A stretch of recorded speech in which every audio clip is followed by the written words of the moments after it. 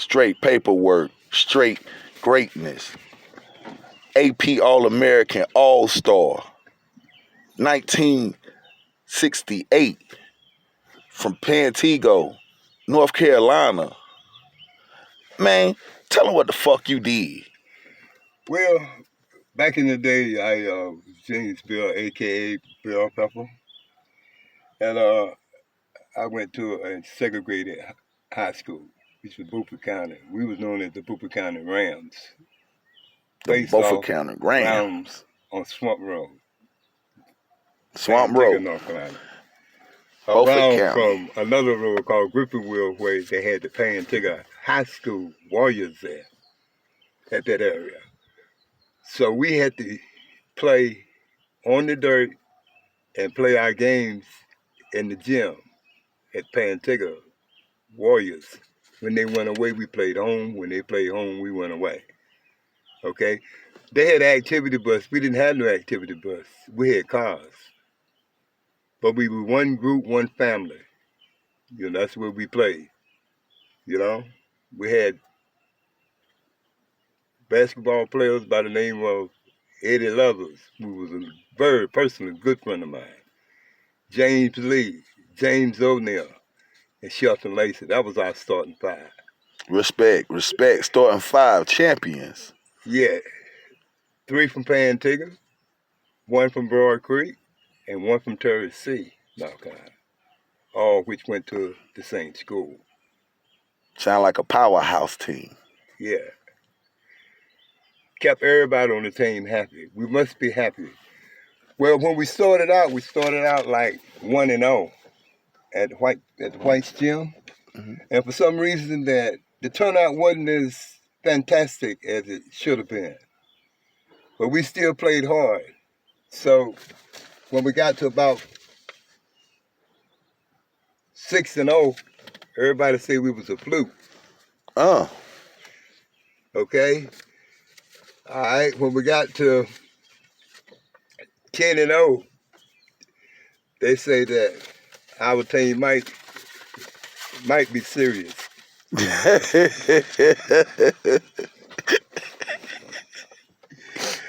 When we got 11-0, Pantego Warriors Gym became known to us as the 10 Top. 10 Top. That's what 10 Top. Which it was standing only when we played. Ooh. All right. Natural facts. Now, paperwork. Well, a lot of players say they played with this and they did that and they didn't have nothing to show for it. Me, James Bell, a.k.a. Bell Pepper. The Pepper. I have paperwork. Now, my squad was known as the Kangaroo Jumpers. We were known as the 3 J's. James Bell, James Lee, and James O'Neill. The 3 J's. The 3 J's. Ready to set something on fire. One out of Pantego, 1 out of Broad Creek, and 1 out of Terry C. Respect. And our average service was the other 2 out of Pantego by the name of Eddie Lovers, which God bless him, he's going on. And my good friend Shelton Lacey, my next unsell would have been. Okay? All right, now, here are some of my paperwork. When I became 13-0, we went to a little town to call New Bowl. Hi. Yes, sir. Okay? And when I walked in the gym, the young lady told me, she said, Pepper, you James Bell, you a.k.a. Bell Pepper? I said, yes, I am. She said, do you know 13-0 is an unlucky number? And I really didn't take her serious. And then I thought about it when I went into the gym. I went into the dressing room. So I told the players out in the dressing room, I said, the young lady out there told me that 13-0 is an unlucky number. So I looked at the fellas, I said, well, what y'all think about running the clock out on them? They looked at me and they said, well, I don't know about this thing. So I told them, I said, well, I think we got the skills to put them away. Because back in the day, we send scouts out to scout these teams like they would send to scout us. That's right. That's right. That's why we had... They were grassing roots. They was out here on the streets pounding the pavement trying to figure out who got them skills. Yeah. Who put them up at night. Yeah. Who wake up with the ball. Okay. Let's talk about it. Yeah, but back to my point was, I told the boys, I said, I think if we get 66 at halftime, I think we can. Wait. Pause.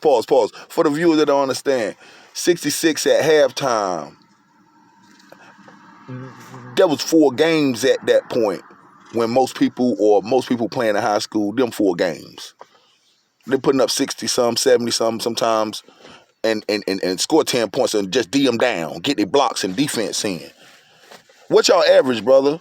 Our average was 80 a game.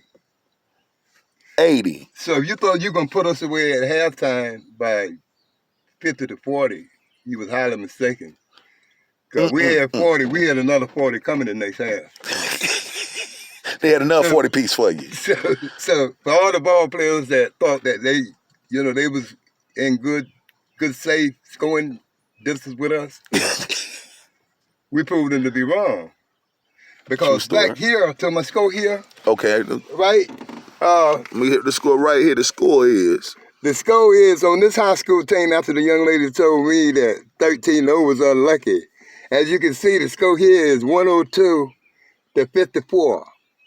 And in this very game here, this is where the Rams broke the school record for the most points per a player with 29, which if you can see right down here, it says James Lee put up 43.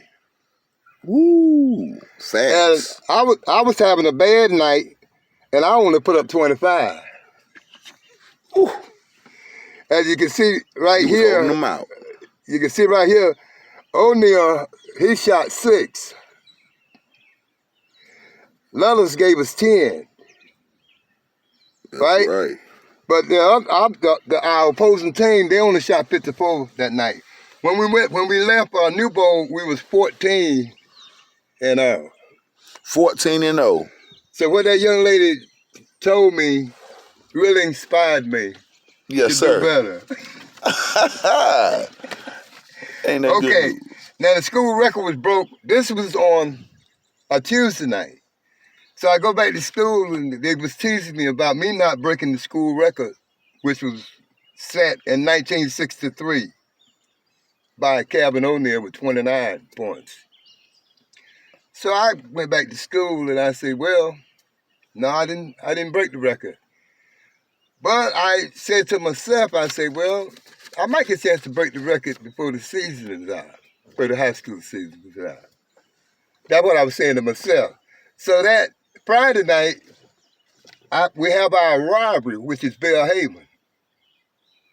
So I said to myself, Belhaven would be a good place, being with 3 miles apart, for me to put up, for me to break that record that I was in the city. In the city with the best players in the city. Yeah. So here's the score of my Belhaven game right here. Oh. More facts, more paperwork for the fellas and so ladies. we go to Belhaven to play the Bobcats. As you can see, the Rams, we routed the Bobcats. And I made a mistake because I said our average was 80. But I was on a mission. We shot 87. I'm sorry I lied to y'all. Oh, apologies accepted. He just sorry for the 7 points he put on your head because he was just saying his average 80, but he do a little more every now and then. Yeah, see, I make mistakes. Yeah, we are not perfect. We not perfect. Now, right here, if you look at my paperwork, I had another name instead of, they was calling me Bell Pepper. Ooh. I was one of the 3 J's. The post. Right here, they was calling me the Mr. Insider. Insider. James Bell. And right here, so I was so mad and devastated that I didn't break the scoring record Here's my record right here. Here's my scoring for that night. Here's his scoring. Here's his outing. So my outing was 32 32. points. So I broke Calvin O'Neill's record again with the 29 points. I shot 32. So his record got broke on a Tuesday night with 43, and I came back on a Friday night and broke it again with 32 points. Facts. Facts. As James Lee, he slowed down a little bit. He only had 27. And a man slowing down at 27 is a fast man. Okay, now, this game, we're 16-0. We're looking for to take it all. Whoever facing you. Whoever faces. So now, we run into Martin High. Now, Martin, them boys was good. But as you can see, the score hit around, we only got 7-7 to their 6-9. Okay? The boys was good. Now, the score here was tied 65-65 with 2 minutes to go in the game. So what we decided to do, we put up 10 straight points and 1 minute and 5 seconds to put these boys away. Before we was getting ready to go for the championship. So we shot 10 straight points. The score was 77-69. Again, I had an off night. I shot 25 points. Again, with James another... Lee shot 20. Now, Leathers, he went crazy. Oh, Leathers went off the map. Leathers shot 20, look like to me there. Yes, sir, he did. He went off. Lacey went, I think he went off. He went 10. Yeah, and James O'Neill, well, he was always smooth sailing. He shot 2. Okay? Now, you can take it up. Now, we're getting ready for the championship. All right? So, we done beat everything in the county. Whoop them. So now, the coaches, Coach Albert Baker, which was my coach, and the rest of these ball player coaches was in Beaufort County. Respect. As well as Mr. Smith. Mr. Smith, yes, sir. R.I.P. Mr. Smith, great coach. That's the great coach, which was Dominique Wilkins. Yes, brother. His brother, too, you know. My coach told me, he said,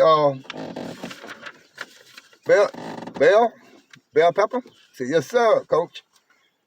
They say, P.S. Jones, Canita, and Columbia is having a tournament in my hometown, which is Farmville. Coach Baker was from Farmville. So he said, what would you boys think about me putting y'all in that tournament in front of my mother and my father? I said, Coach, it's a big task. Okay? You got P.S. Jones All-Star, Bobby Robinson, known as Chicken Hawk. You got guys by the name of Smiley Robinson. Chicken Hawk, Smiley Robinson, legends of the city. Mike Leggett, of the Leggetts. Tough man. Sam Leggett. Tough Sam Leggett. Yeah. Oh, you know, yes, sir. You got Clifton Bailey. Clifton Bailey. You got Clifton Bailey. You got all these boys. You got a 7-foot Booth out of Columbia. Yes, which sir. regarding me. Facts. This man bringing the truth to the building. I'm trying to tell you. We building straight facts. So my coach told me, so I asked coach, I said, well, we're a 1A school. Yeah, we face the world. We 1A. Fight them all. We 1A. Now we got to practice for a 2A tournament. Yeah. We already done beat everything in the county and out the county. We played anything that the coach put in front of us. And the white people's gym, Pantego Warriors. I'm a Beaufort County Ram. Segregated. I wasn't used to that. Right. See, he won't used to being treated as such. Come on, talk to him. Yes, sir. Now, okay. I told the coach, I told my players, I said, well, one advantage we have over the other team is that we got 5 guys can play 2 positions on the court at any given time. Any moment. At any moment, we can switch positions and don't hurt none of us because we all got backup. Okay?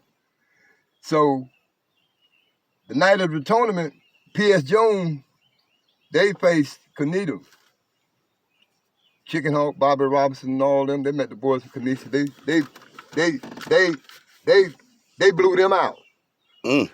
Well, we had been blowing everybody out because we were 1A.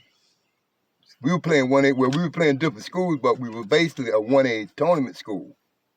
So when we come out of the tournament and got to bye, we was 1A when we won that. That's right.